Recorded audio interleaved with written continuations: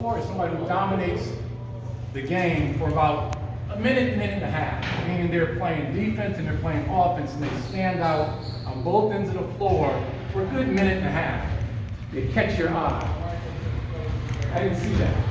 I was looking for it. Like I said, a lot of you have talent, but you're not playing hard. Whenever you lace your shoes up and you step on the floor to play, you should be going at full tilt 100% of the time. And I don't mean full tilt, like just running all over the place crazy. I mean playing the game and playing it right. Some of you play in spurts. You do things and then you start walking. And then you might score and then you transition to slow back to defense. This game is about repetition and moving quickly and playing smart. The only way you get better at it is when you're exhausted. When you're tired, you can't shoot. When you're tired, if you can shoot, that means you're a good shooter. So I didn't see anybody exhausted. So if I'm seeing somebody that's a good shooter, I'm not paying attention to them because they're not exhausted.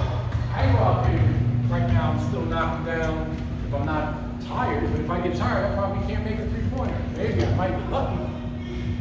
But when you're exhausted and you're tired, that's when you get better.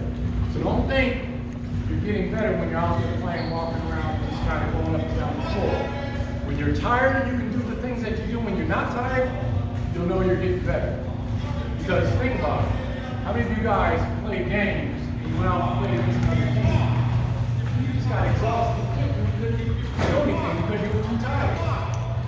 That's how you get better. So I'm not going to stay too long. If you guys have any questions about anything, ask me now. Please ask.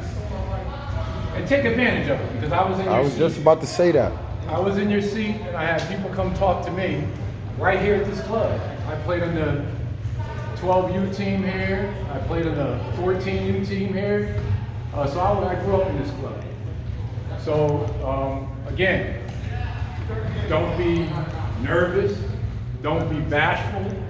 If you have a question, ask. Exactly. Shy, man. Y'all gotta get it.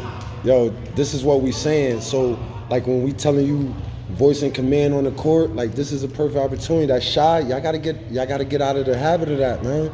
This is the knowledge. Like I said, these are the blessings you gotta take advantage of, because some young men and women don't even get this opportunity.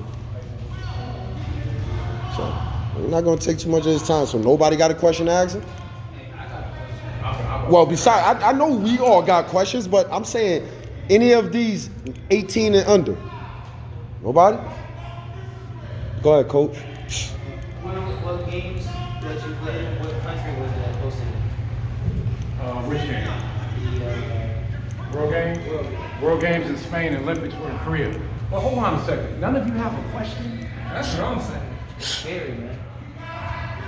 How many of you want to play D1 ball? How many of you want to go to the league? And you don't have one question? That's amazing. That's amazing.